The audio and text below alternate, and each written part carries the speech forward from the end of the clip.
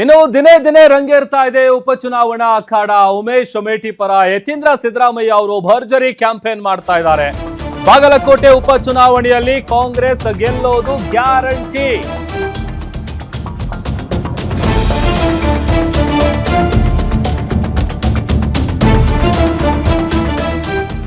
ದಿನೇ ದಿನೇ ರಂಗೇರ್ತಾ ಇದೆ ಉಪಚುನಾವಣಾ ಅಖಾಡ. ಕಾಂಗ್ರೆಸ್ನ ಅಭ್ಯರ್ಥಿ ಉಮೇಶ್ ಅಮೇಠಿ ಪರ ಯತೀಂದ್ರ ಸಿದ್ದರಾಮಯ್ಯ ಅವರು ಭರ್ಜರಿ ಪ್ರಚಾರ ಮಾಡ್ತಾ ಇದ್ದಾರೆ. ಬಾಗಲಕೋಟೆ ಉಪಚುನಾವಣೆಯಲ್ಲಿ ಕಾಂಗ್ರೆಸ್ ಗೆಲುವು ನಿಶ್ಚಿತ. ಗ್ಯಾರಂಟಿ ನ್ಯೂಸ್ಗೆ ಎಕ್ಸ್ಕ್ಲೂಸಿವ್ ಆಗಿ ಹೇಳಿಕೆಯನ್ನು ಕೊಟ್ಟಿದ್ದಾರೆ ಯತೀಂದ್ರ ಸಿದ್ದರಾಮಯ್ಯ ಅವರು.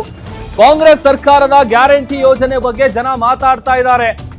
ಹಾಗಾಗಿ ಬಾಗಲಕೋಟೆಯಲ್ಲಿ ಉಮೇಶ್ ಅಮೇಠಿ ಗೆಲ್ಲೋದು ಈಗ ಆಲ್ರೆಡಿ ಡಿಸೈಡ್ ಆಗಿದೆ. ಬಾಗಲಕೋಟೆ ಅಭಿವೃದ್ಧಿಗೆ ಮೇಟಿ ಕುಟುಂಬ ಸದಾ ದುಡಿದಿದೆ. ಇಡೀ ಕ್ಷೇತ್ರದಲ್ಲಿ ಮೇಟಿ ಕುಟುಂಬದ ಬಗ್ಗೆ ಒಳ್ಳೆಯ ಅಭಿಪ್ರಾಯ ಇದೆ. ಗ್ಯಾರಂಟಿ ನ್ಯೂಸ್ ಜೊತೆ ಎಕ್ಸ್ಕ್ಲೂಸಿವ್ ಆಗಿ ಮಾತನಾಡಿದ್ದಾರೆ ಯತೀಂದ್ರ ಸಿದ್ದರಾಮಯ್ಯ ಅವರು. ಈಗ ನಿಂತಿರುವಂತಹ ಕಾಂಗ್ರೆಸ್ ಅಭ್ಯರ್ಥಿಗೆ ಯಾವ ಮಾನದಂಡಗಳನ್ನು ಆಧರಿಸಿ ಮತದಾರರು ಮತದಾನ ಮಾಡಬೇಕು, ಎಲ್ಲ ವಿಚಾರ ಸರ್ಕಾರ 3 ವರ್ಷಗಳಲ್ಲಿ ಹೇಳಿದ್ದೆಲ್ಲವನ್ನು ಕೂಡ ಮಾಡಿದೆಯಾ? ಇದ್ರ ಬಗ್ಗೆ ನೇರವಾಗಿ ಅವ್ರನ್ನೇ ಕೇಳ್ತಾ ಹೋಗ್ತೀನಿ. ಸರ್ ನಮಸ್ತೆ ಸರ್, ಹೆಂಗಿದೆ ಸರ್ ಎಲೆಕ್ಷನ್ ಕಾವು ಹೆಂಗಿದೆ ಸರ್? ಎಲೆಕ್ಷನ್ ಕಾವು ಬಹಳನೇ ಇದೆ ಬಾಗಲಕೋಟೆಯಲ್ಲಿ. ಯಾಕೆ ಅಂತಂತಂದರೆ ಉಪಚುನಾವಣೆ ಆಗಿರೋದ್ರಿಂದ ಸಹಜವಾಗಿ ಎಲ್ಲ ಪಕ್ಷದ ಎಲ್ಲ ಲೀಡರ್ಗಳು ಕೂಡ ಕ್ಷೇತ್ರಕ್ಕೆ ಬಂದು ಪ್ರಚಾರ ಮಾಡ್ತಾರೆ. ಸೊ ಹಾಗಾಗಿ ಭರ್ಜರಿಯಾಗಿ ಪ್ರಚಾರ ನಡೀತಾ ಇದೆ. ಬಟ್ ನಾನು ಕಳೆದ 5 ದಿವಸಗಳಿಂದ ಇಲ್ಲಿ ಪ್ರಚಾರ ಮಾಡ್ತಾ ಇದ್ದೀನಿ. ಎಲ್ಲಿ ಹೋದರೂ ಕೂಡ ಕಾಂಗ್ರೆಸ್ ಪಕ್ಷಕ್ಕೆ, ನಮ್ಮ ಕಾಂಗ್ರೆಸ್ ಪಕ್ಷದ ಅಭ್ಯರ್ಥಿಗೆ ಉತ್ತಮ ಸ್ಪಂದನೆ ಸಿಗ್ತಾ ಇದೆ.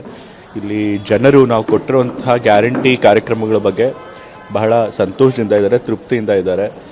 ಸಿದ್ದರಾಮಯ್ಯವರ ಆಡಳಿತ ಬಗ್ಗೆನೂ ತೃಪ್ತಿ ಇದ್ದಾರೆ. ಮತ್ತು ಹಿಂದೆ HY ಮೇಟಿ ಅವರು ಇಲ್ಲಿ ಶಾಸಕರಾಗಿ ಕೆಲಸ ಮಾಡೋದ್ರ ಬಗ್ಗೆನೂ ಕೂಡ ಅವ್ರಿಗೆ ಸಂತೋಷ ಇದೆ.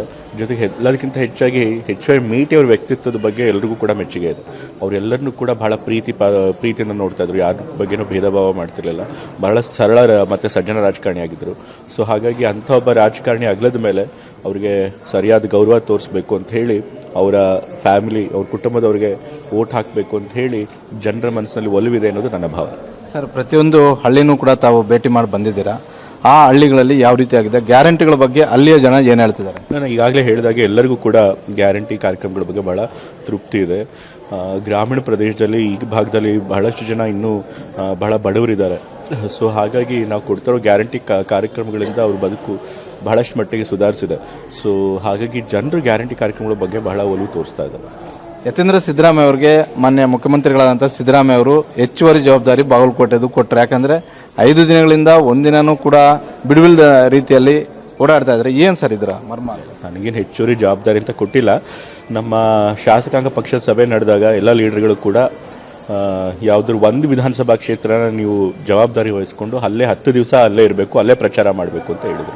ಸೊ ಪಕ್ಷದ ಸೂಚನೆ ಮೇರೆಗೆ ನಾನು ಒಬ್ಬನೇ ಇಲ್ಲ, ಎಲ್ಲ MLCಗಳು MLAಗಳು ಹಾಗಾಗಿ ಯಾವುದಾದ್ರು ಒಂದು ವಿಧಾನಸಭಾ ಕ್ಷೇತ್ರನ ಆಯ್ಕೆ ಮಾಡಿಕೊಂಡು ಅಲ್ಲೇ 10 ದಿವಸ ಪ್ರಚಾರ ಮಾಡ್ತಾರೆ. ಸೊ ಬೇರೆ MLA-MLCಗಳ ಥರ ನಾನು ಕೂಡ ಪ್ರಚಾರ ಮಾಡ್ತಾ ಇದ್ದೀನಿ. ಇದಿಷ್ಟು ಯತೀಂದ್ರ ಸಿದ್ದರಾಮಯ್ಯ ಅವರ ಒಂದು ಮಾತು. ಬಹಳಷ್ಟು ಸ್ಪಷ್ಟವಾಗಿ ಹೇಳ್ತಾ ಇದ್ದಾರೆ. ನಾನು ಕಳೆದ 5 ದಿನಗಳಿಂದಲೂ ಕೂಡ ಕ್ಷೇತ್ರದಲ್ಲಿ ಸುತ್ತಾಡ್ತಾ ಇದ್ದೀನಿ, ಕ್ಷೇತ್ರದಲ್ಲಿ ಪ್ರಚಾರವನ್ನು ಮಾಡ್ತಾ ಇದ್ದೀನಿ.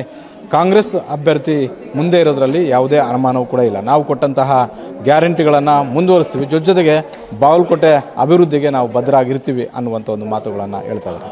ಕ್ಯಾಮ್ರಾಮನ್ ಶಿವು ಜೊತೆ ಮಾರುತಿ ಪಾವಡ, ಗ್ಯಾರಂಟಿ ನ್ಯೂಸ್, ಬಾಗಲಕೋಟೆ.